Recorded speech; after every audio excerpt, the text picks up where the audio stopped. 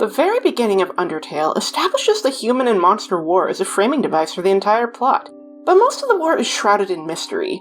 Most who had lived it are long gone, and for the most part, its ambiguity feeds well into the game's mystique as you progress through the story, and especially once you reach Waterfall and learn the truth behind the tragedy. But one character gives us a lens into that bygone era. One character holds a rich connection to both past and present of Undertale's world, while also serving as a significant part of Deltarune's history, even in death. That's right, folks. Today we're talking about Gerson, one of the coolest and most overlooked characters in all of Undertale. When you first walk into Gerson's shop, he just seems like another quirky shopkeeper, not unlike the rabbit in Snowdin Town. He has a striking design, an old, kooky turtle explorer with a magnifying glass, surrounded by striking crystals, and a symbol that's appeared multiple times throughout the game.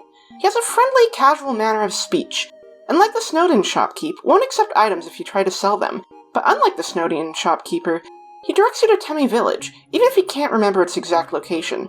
Not only does this serve as great foreshadowing that there are hidden secrets to find within Waterfall, but it establishes Gerson straight away as someone more knowledgeable than he appears. When you ask him about himself, he emphasizes his age, how he has an interest in studying history, and that he's even lived through it himself. This serves as the very first hint that he lived through the war, but it certainly won't be the last. Upon asking him about the symbol on the wall, he at first questions Frisk's schooling before playing it off with a laugh and explaining that it is the Deltarune, the emblem of the Kingdom of Monsters. What's great about this is that if you stop and think about it, Toriel wearing the emblem gains greater significance, as up to this point the rune is not really incorporated into the attire of other monsters. The way he refers to Asgore's Old King Fluffy Buns also alludes to his closeness with the Monster King, as it's such a fond, casual nickname for such a regal figure. Another cool detail is that the symbol evidently predates written history, and Gerson acknowledges the true meaning has long since been lost. However, monsters have taken it to represent a prophecy, stating that an angel who has seen the surface will return to the underground, bringing monsters freedom. When Gerson brings up a bleaker outlook, with the angel representing death, this serves as excellent foreshadowing to the game's more violent route. Indeed, the single interaction excellently sets up both the Pacifist and No Mercy finales, showing the dual meaning of the prophecy. This shopkeeper, who you can go the entire game without talking to, rewards players for their curiosity in such a fantastic way, providing food to fuel their speculation as they continue through the game. Much like Papyrus, when you ask Gerson about Asgore, he talks about how kind and friendly he is, going on walks and talking to people. Gerson also hints that there's a special reason he calls Asgore Fluffy Buns, but can't remember it just yet. This is something you can learn later in the epilogue. It is also worth noting that he only refers to Asgore as Dreamer at this point. The game is yet to reveal that Asgore and the king are the same person, and won't until Undyne. When you ask him about Undyne, he doesn't reveal his close connection just yet, but does mention her as a local hero, and one he knows well enough that she came into his shop to ask where the human went. He warns you to watch your back and buy some items, clearly not afraid to aid the enemy despite his status as a monster himself. However, if you later call Undyne outside of his shop, you get perhaps the most fascinating nugget of information within the game's standard path. Gerson was alive for the human and monster war and was known as the Hammer of Justice.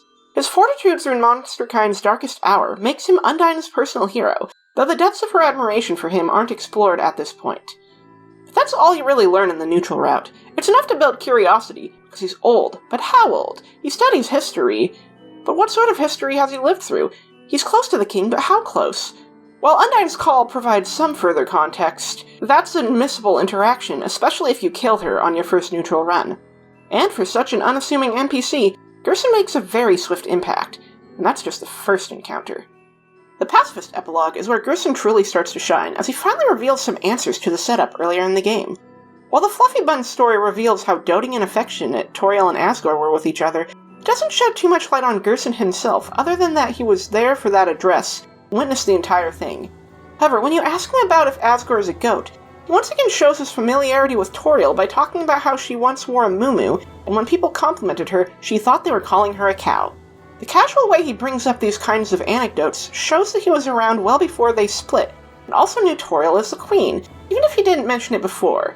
He then goes on to describe Asgore's species, boss monsters, as powerful monsters who age as they draw energy from their parents' souls, causing both parent and child to grow older, but since Asriel died, Asgore will no longer age, and adoptive offspring do not count.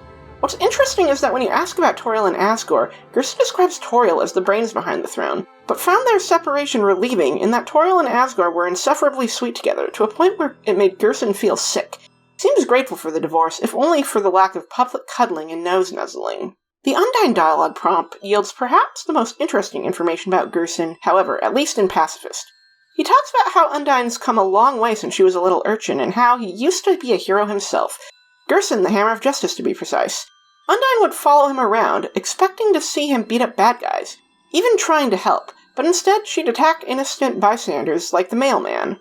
If you haven't called Undyne outside of his shop, then you won't know when exactly Gerson was at his peak as a hero, but it does still establish that this kooky old-timer was once a fighter himself, right down to his choice of weapon. It adds to the intrigue, as he was around before Karen Asriel died. He knew the royal family, and knew Undyne in his youth. Even with just this route in mind, he's a storied character that captures the imagination, but the real gems have yet to come. The No Mercy run shows a feisty side of Gerson.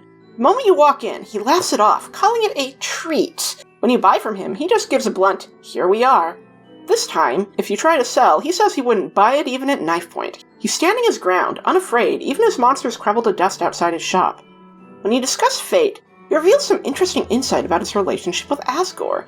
At one point, the two of them agreed that there was no point in returning to the surface, because humans would kill them all over again. Thus, when Asgore made his war declaration, Gerson felt personally betrayed, but having seen the slaughter, he's realized that Asgore is right, as a human is still killing them underground. Even if you somehow missed the Undyne call, this further hints to Gerson's involvement in the war, as he and Asgore spoke when the banishment was still fresh. This recontextualizes his remarks in the Pacifist Epilogue, showing that his heroism long precedes Undyne. Threat is a fascinating interaction, because not only does he show zero intimidation, but he reveals that he knows you can't hurt him here. It shows a level of meta-awareness you wouldn't expect from an ordinary shopkeeper, which not only makes for a funny joke, but just adds to Gerson feeling like a genuine badass. He even reveals that this knowledge is how he survived to this point, suggesting that he used similar tricks back in the days of the war. Perhaps Gerson's role, then, was protecting, rather than aggressing. Try to fight him, and Gerson declares he's not a hero, that he'd probably die in a single hit, but at least by talking he's buying time for an evacuation. It goes to show how crafty Gerson is, even under such dire stakes. He knows how to bend and manipulate situations, not only for his own benefit, but for those around him, ironically showing his heroic side. Taking all these interactions together, Undertale Gerson goes from a silly shopkeeper to a veteran of the human and monster war, who held a close connection to the royal family, fought alongside Asgore, and held a deep bitterness not only toward the banishment, but the way Asgore chose to declare war on humanity following his son's death. Despite this, he looks fondly on many of his memories of the royal family, and is close enough to have witnessed their overly affectionate moments, met their children, and seen the relationships fall apart. He's a hero who once fought bravely as the Hammer of Justice, but also has enough smarts and adaptability to have survived the grueling battles, perhaps with his mind just as much as his battle prowess, and who has a striking level of awareness of Undertale's meta-nature, left largely unexplored. And if we just had Undertale to go off of, he'd just be a neat but mysterious NPC, but Deltarune presents some great possibilities for even greater relevance. Gerson is established as important very early on in Deltarune. As an esteemed author, we're introduced to two of his works, A Complete History of Humans and Monsters, and his famous Lord of the Hammer series, which is described as having giant swords, hammers, and bloody battles, and is most likely a pastiche of Lord of the Rings. On a deeper level, though, there could be something more. When you interact with the bench near the graveyard, there's a quote from Gerson where he discusses how some of his best ideas came from dreams. Some have taken this to mean that Gerson has been in contact with the Dark World before, as Deltarune draws many dream comparisons between the Dark World adventures and reality.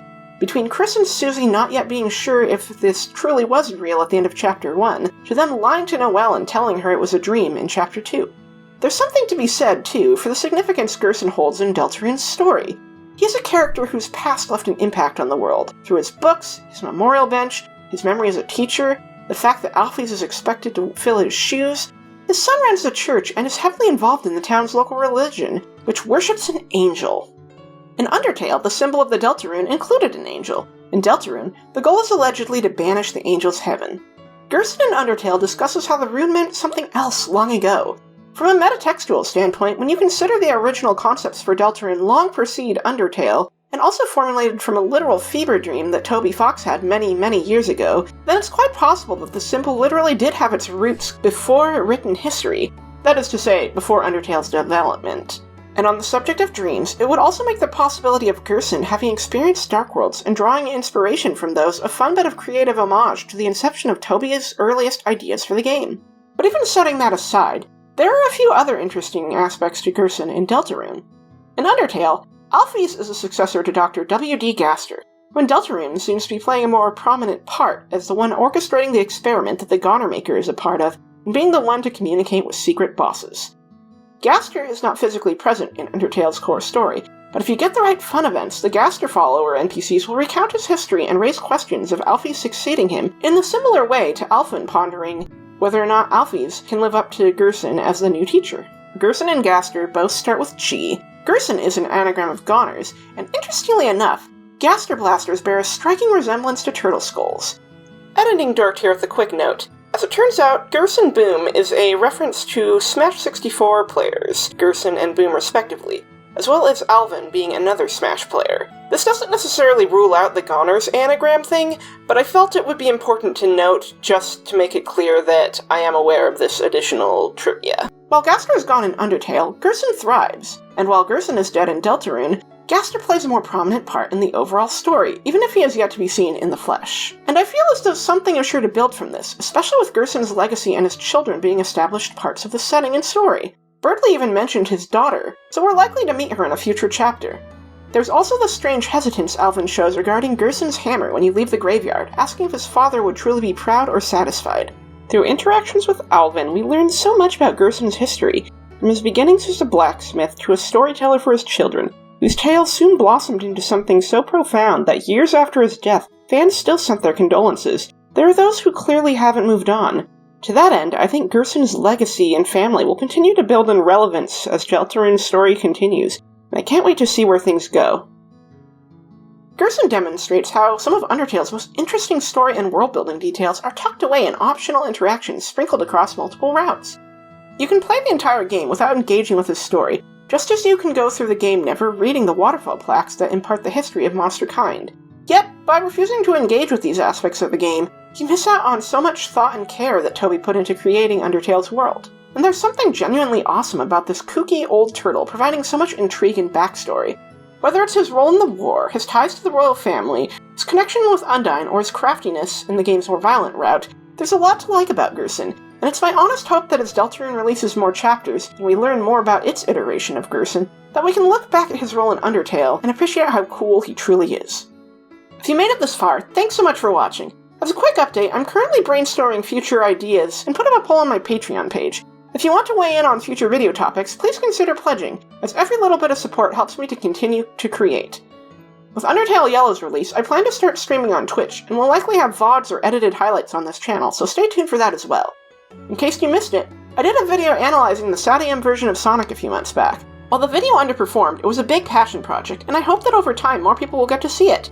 I don't want to give up on projects related to other games and fandoms, even with Undertale and Deltarune as a big focus. I have a lot of series and topics I'm passionate about, and I'd love to be able to share them more without fear of the videos tanking. But whereas the algorithm fails, my Patreon page can also help me keep things financially stable, and put more time into my videos too. With that said, thanks so much for watching. I hope the holiday season is treating you well, and I'll see you next time.